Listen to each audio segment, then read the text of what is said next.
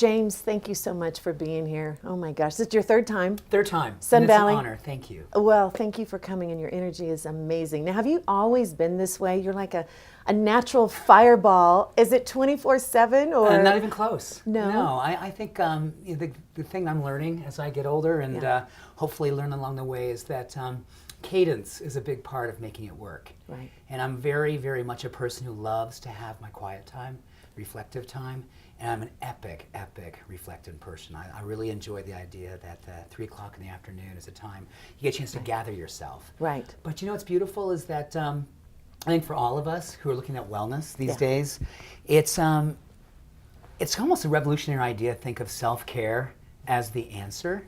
Mm-hmm. But I think it gives people permission to own what they know is their cadence. Right. Versus trying to make themselves into something that may not feel necessarily comfortable for them. How do you take someone, let's say 60s, 70s, they might be feeling like, oh my God, this is too much work, I can't do this. How can they start to really make a difference? What would be that first step?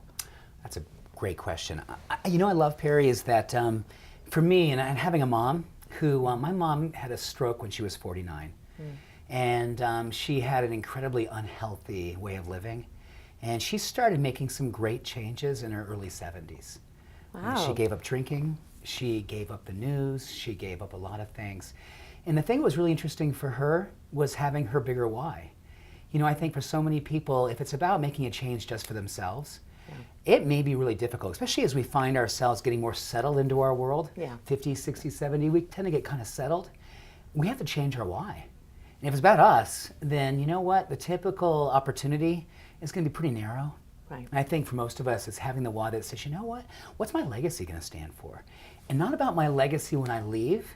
It's the legacy like we're having right now. What's happening in this moment? What are we leaving each other with? Right. And I think for folks in their 70s, they have such an incredible opportunity to leave people in every good moment with what it is they came here to be. Right. And what are they showing through that?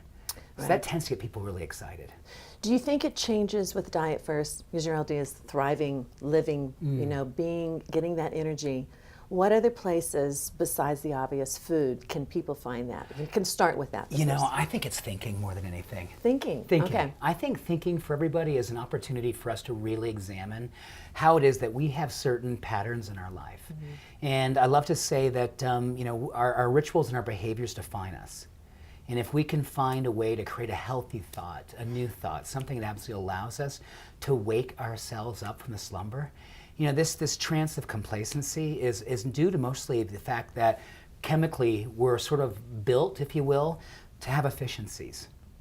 And so our brain wants to find the quickest path to save oxygen. So we'll use the same old thinking, no matter how worn out, no matter how much it's not serving us. So to have the courageous new thought, first thing in the morning to put a new thought into our world is where it all begins. Like, what is your first courageous new thought that you start off with? Good morning, God. I mean, my goodness, because really, when you think in terms of yourself, you have to remember that every opportunity that comes through how you want to be changing your life, evolving, if you will, becoming an instrument for change, starts with ourselves. And the great catalyst is our thought. And because what's so amazing is that how we're going to eat and how we're going to move only comes through our thinking. Because we're going to find ourselves always looking back at our lives and wondering what it is that we were thinking that brought us to this experience. You're going to say, what was I thinking? Yeah, that flipping of the switch. Exactly. And then you can reinforce that with food and with movement, which really comes to help solidify the chemistry, but allow the thinking to be the great catalyst. Your story, you didn't always think this way. You had a shift a little bit later in life. Can you share a little bit about that, those early days, and what made you decide, I want to live? You know, Pirie, for me, I think it was divine orchestration. When I think about what was going on when I was a young person, I looked at a lot of pain in my life. I saw a lot of people who were struggling, parents, grandparents, even my brothers and sisters, and I thought, you know, for me, the essence of what it was teaching me was that pain can do a lot of wonderful things as long as we learn from it. And for a lot of people, staying in our pain becomes part of the thing that keeps us captive to a complacency, to a mediocrity. So for me, I was very fortunate to have someone come into my life, a stranger, who rocked my world. And that stranger was really someone who I believe was an angel who came into my life and said, you know what? I'm going to hold you accountable to who you are, even before you see it. Even before you even recognize who you are, I'm going to see you. Wow. And I think what's really important for all of us who are on this path, and I think it's important, if you think in terms of what you want to do to really be a beneficial presence on the planet, don't be afraid to see people. You know, get through your thing to see the thing that's real. And if you can really catch people in that space, oh my goodness. What's going to happen with your chemistry and my chemistry is phenomenal. Yeah. But more importantly is how that creates, it's like in a contagion. Yes. That creates, I love to say this word, my teenagers love this because I'm always the word of the day guy, benestrophy. Now that, I don't even know what that is. It's not a real word. No, is it made up word? It's a made up word. What it basically means, it's like the exact opposite of a catastrophe. Okay. Be a force for massive good, a benestrophy.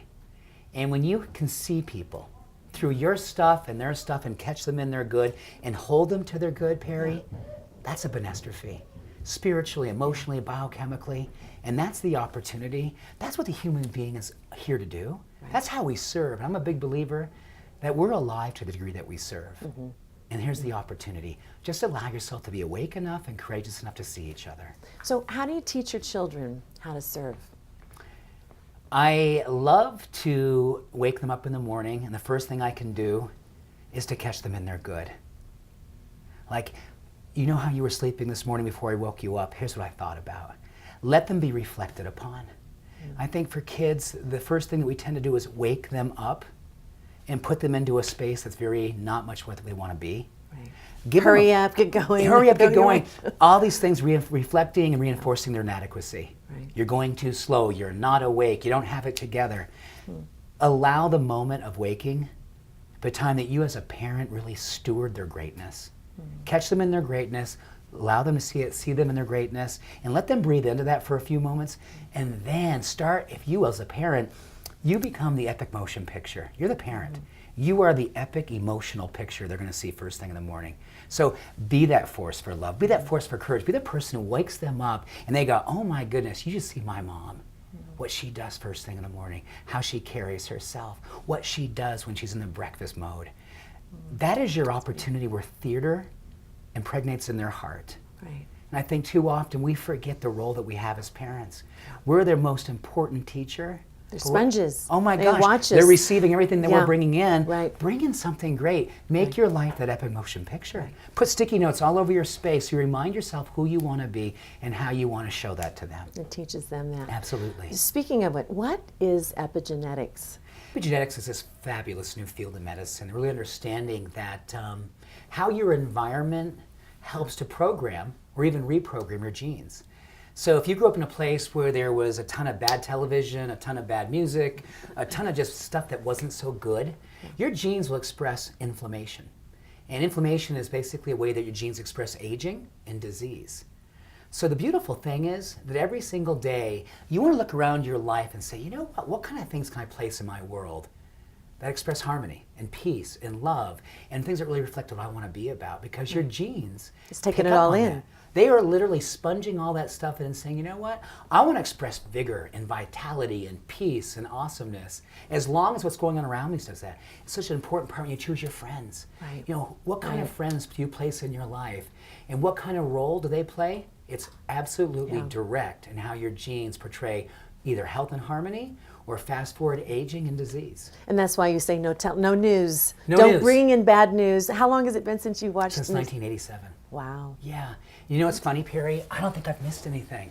You know, I really don't. Maybe a little stress. Maybe a little stress, and maybe my genes are expressing something that could be somewhat even delusionally optimistic. Yeah. But here's what's really amazing is that science coming back and telling us time and time again that one of the greatest ways that we can navigate the world today is bringing in a level of delusional optimism. In fact, delusional optimism helps to understand for ourselves better ways of dealing with cortisol, the stress hormone, and also better ways of promoting aging at a very healthy and harmonious level that really goes back to gene expression. Now, is that a little bit like tricking the mind or bypassing it, acting as if sometimes we need to do that if we're just having a tough day, some negative things are going around us?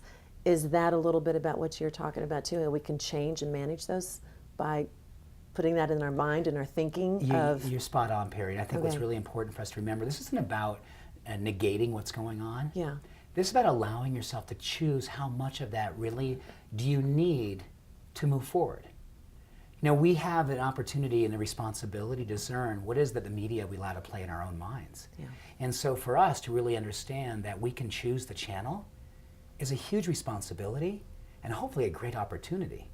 Choose the channel that allows you to move with what it is that you need to move with to make the most important things you can do in your life happen. And if you say, you know what, I'm going to allow the media to portray and dictate how I express myself, that's a choice that you take responsibility for. And whether or not that really is what you want to have go through you, it's going to happen regardless whether or not you want it.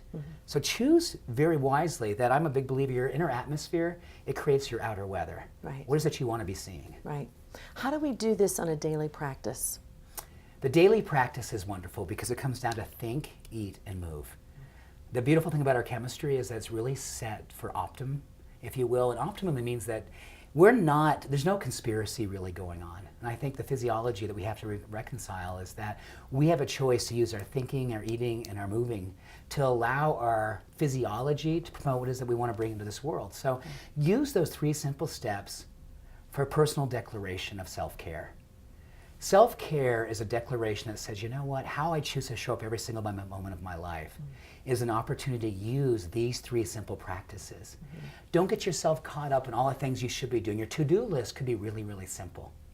How do I think? How do I eat? And how do I move? And how can I use those 3 practices as a declaration of self-care?